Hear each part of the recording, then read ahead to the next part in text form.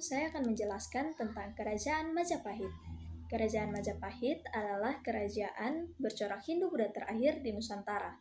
Kerajaan Majapahit terletak di Trowulan Mojokerto, Jawa Timur. Kerajaan Majapahit berdiri pada tahun 1293 dan runtuh pada 1527. Selanjutnya terdapat beberapa raja yang memimpin Kerajaan Majapahit. Yang pertama adalah Raden Wijaya yang adalah pendiri dari Kerajaan Majapahit, lalu diikuti oleh Jaya Negara dan Tribhuwana Tunggadewi. Setelah itu, naiklah seorang raja yang sangat berkontribusi dalam kejayaan Majapahit, yaitu Raja Hayam Wuruk. Setelah Raja Hayam Wuruk, diikuti oleh Wikramawardhana. Kerajaan Majapahit mencapai tingkat kejayaannya pada saat berada di bawah pimpinan Raja Hayam Wuruk, di mana Kerajaan Majapahit berhasil menjadi pusat perdagangan di Asia Tenggara dan berhasil menjalin hubungan perdagangan dengan Tiongkok, India, dan negara-negara Arab, dan juga berhasil memasarkan ekspor seperti lada, garam, dan yang lainnya. Setelah itu, pada bidang politik, Kerajaan Majapahit berhasil mempersatukan Nusantara dan memiliki wilayah kekuasaan yang sangat luas, di mana melingkupi Sumatera, Kalimantan, Nusa Tenggara, Semenanjung Malaya, Sulawesi, dan masih banyak daerah lainnya. Setelah itu, Kerajaan Majapahit juga mencapai kejayaan pada bidang sosial budaya, di mana pada bidang sosial budaya, hampir seluruh rakyat Majapahit memiliki hidup yang rukun, aman, serta menjalin hubungan baik dengan kerajaan-kerajaan tetangga.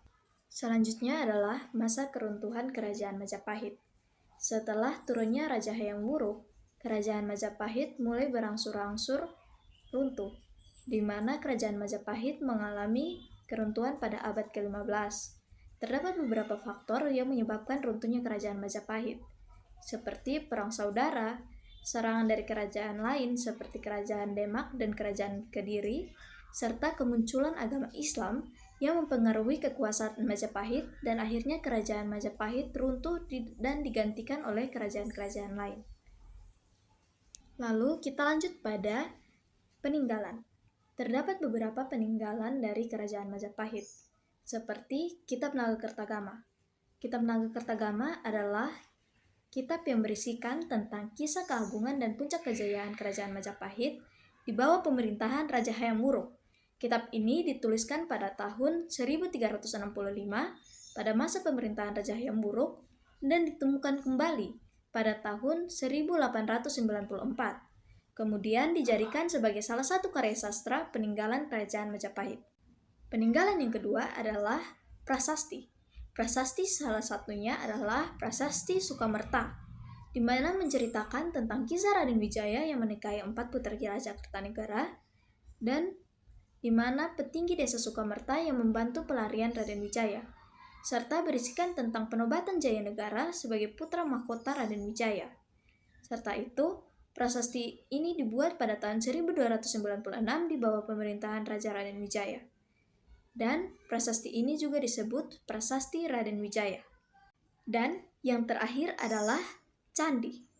Candi yang saya ambil sebagai peninggalan Kerajaan Majapahit adalah Candi Tikus, di mana Candi Tikus terletak di Mojokerto, Jawa Timur, dan Candi Tikus memiliki arsitektur khas Kerajaan Majapahit, yaitu sederhana dan menggunakan ornamentasi yang sedikit.